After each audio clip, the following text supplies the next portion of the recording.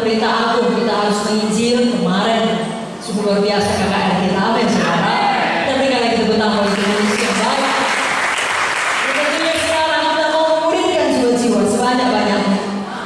Tadi sudah dijelaskan, untuk itulah ada sidang ini, untuk itulah ada gereja Tuhan di mana jiwa-jiwa dapat dimulihkan. Tentunya terlebih dahulu kita sendiri menjadi murid yang baik sehingga kita dapat memulihkan orang lain lagi. Hidup kita ini harus mau bertumbuh, berubah, menjadi dewasa rohani sehingga kita sanggup mengajarkan kepada orang lain juga untuk bertumbuh, berubah dan dewasa rohani. Amin. Hidup kita sendiri juga perlu menang menghadapi semua tantangan, khususnya di dalam melayani, memulihkan orang lain, sehingga apapun yang terjadi kita tidak menyerah. Kalau orang tersebut melihat teladan hidup kita, mereka pun mau ikut Tuhan. Tidak dapat tiada di dalam dunia ini, jangankan orang yang tidak, jangankan kita ya, orang-orang kenal Tuhan, orang-orang yang tidak kenal Tuhan pun punya masalah. Apalagi kita yang kenal Tuhan dan mau melayani Tuhan, sudah jelas setan adalah musuh kita, dan dia akan berusaha sedapat mungkin supaya kita berhenti mengikut Tuhan, apalagi melayani Tuhan. Jangan ada kita mau berhenti. Seberapa besar pun serangan setan, seberapa dahsyat pun ya tantangan yang datangnya daripada setan untuk menghentikan kita, saya dan saudara lebih daripada pemenang. Di Alkitab ada seorang pemuda yang berhasil mengalahkan musuh yang jauh lebih besar, yang dengan akal pikiran tidak mungkin dia kalahkan, tapi dia berhasil mengalahkannya. Namanya adalah Daud. Saya baca dari 1 Samuel 17 ayat 23 sampai 50. Sedang ia berbicara dengan mereka, tampillah maju pendekat itu namanya Goliat, orang Filistin dari barisan orang Filistin. Ia mengucapkan kata-kata yang tadi juga dan Daud mendengarnya. Ketika semua orang Israel melihat orang itu, larilah mereka daripadanya dengan sangat ketakutan. Saya dan saudara tidak akan lari. Amin. Berkatalah orang-orang Israel itu, sudahkah kamu lihat orang yang maju itu? Sesungguhnya ia maju untuk mencemoohkan orang Israel. Orang yang mengalahkan dia akan dianugerahi raja kekayaan yang besar. Raja akan memberikan anaknya yang perempuan kepadanya, dan kaum keluarganya akan dibebaskannya dari pajak di Israel. Lalu berkatalah Daud kepada orang-orang yang berdiri di dekatnya, apakah yang akan dilakukan kepada orang yang mengalahkan orang Filistin itu dan yang menghindarkan cemooh dari Israel? Siapakah orang Filistin yang tak bersurat ini sampai ia berani mencemoohkan barisan daripada Allah yang tinggi? Daud kenal siapa dia, kita pun kenal siapa kita di dalam Tuhan. Rakyat itu menjawabnya dengan perkataan tadi, begitu yang akan dilakukan kepada orang yang mengalahkan dia. Ketika Eliab, kakaknya, tertuang dengan perkataan Daud kepada orang-orang itu, bangkitlah amarah Eliab kepada Daud sambil berkata, mengapa kau datang? Daripada siapakah kau tinggalkan kambing domba yang 2-3 ekor itu di padang gurun? Aku kenal sifat pemberani dan kejahatan hatimu. Kau datang kemari dengan maksud melihat pertempuran. Tapi jawab Daud, apa yang telah kau perbuat? Hanya bertanya saja. Lalu berpalinglah ia daripadanya kepada orang lain dan menanyakan yang sama, dan rakyat memberi jawab kepadanya seperti tadi. Terdengarlah kepada orang perkataan diucapkan Daud dan diberitahukan kepada Saul, dan Saul menyuruh memanggil dia. Berkatalah Daud kepada Saul, janganlah seseorang menjadi tawar hati karena dia, hamba ini akan pergi melawan orang Filistin itu.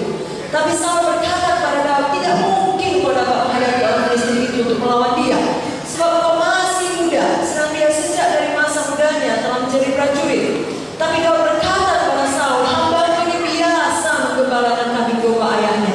Apabila datang singa atau beruang yang menerkam seekor domba dari kawanannya, maka aku mengejarnya, menghajarnya, dan melepaskan domba itu dari mulutnya. Kemudian apabila ia berdiri menyerang aku, maka aku menangkap cangkutnya, lalu menghajarnya dan membunuhnya. Baik singa maupun beruang telah dihajar oleh hambamu ini. Dan orang Filistin yang tidak bersunat itu, ia akan sama seperti salah satu daripada binatang itu, karena ia telah mencemooh barisan daripada Allah yang hidup. Pula kata Daud, Tuhan yang telah melepaskan aku dari cakar singa dan dari cakar beruang, dia juga akan melepaskan aku dari tangan orang Filistin itu.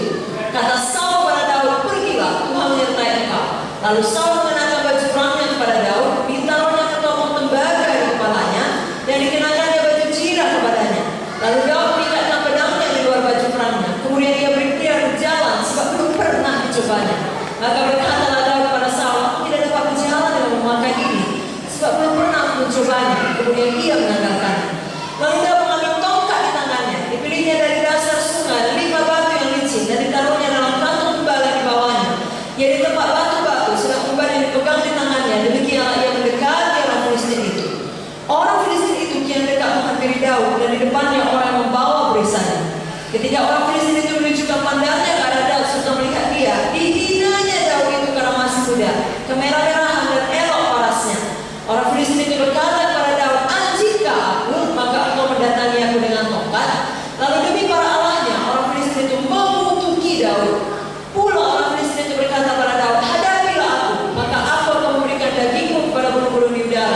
dan kepada binatang-binatang di padang. Tapi Daud berkata kepada orang Filistin itu, "Engkau mendatangi aku dengan pedang dan tombak dan tembing, tetapi aku mendatangi engkau demi nama Tuhan semesta alam, Allah segala barisan Israel yang kau tantang itu.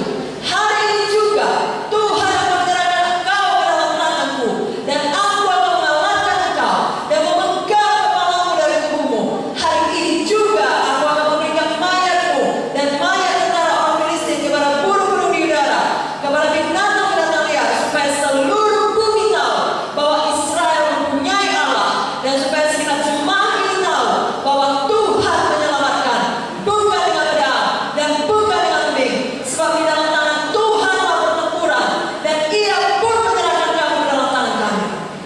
Ketika orang Filistin itu bergerak maju untuk menemui Daud, maka segeralah Daud berlari ke barisan musuh untuk menemui orang Filistin itu.